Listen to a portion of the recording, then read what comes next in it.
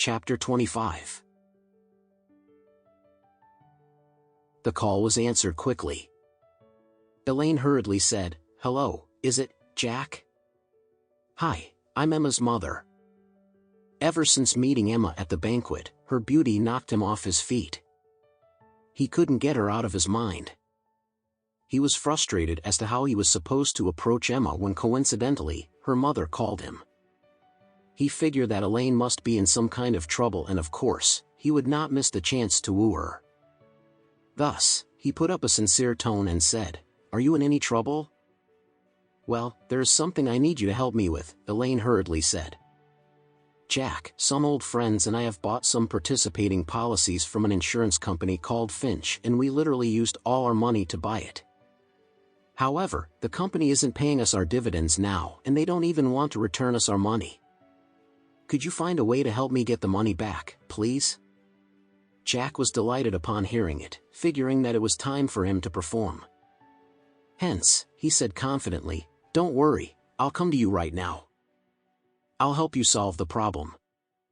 Elaine was over the moon. "Oh my goodness. Thank you so much."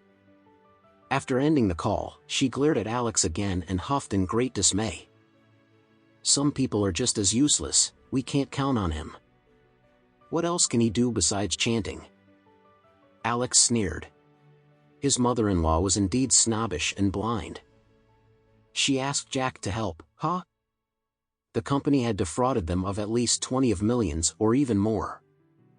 They must have some kind of a special background for them to be so bold to have deceived them of so much money. It was even possible that a big boss in the mafia world was behind all this. How could Jack ask these ferocious scammers to spit the money out? The White family's influence was average at best. After Diamond Group had terminated all the projects with them, their power had shrunk even more. It was basically impossible for the White family to interfere with financial fraud on such a large scale. Frankly, he could just call Adam Smith of Orem Grand and the problem would be solved immediately. After all, he was the Anderson family's representative in Oris Hill. All the businessmen and the people from the good and bad sides had to give him way due to his power. However, his mother-in-law was annoyingly abominable.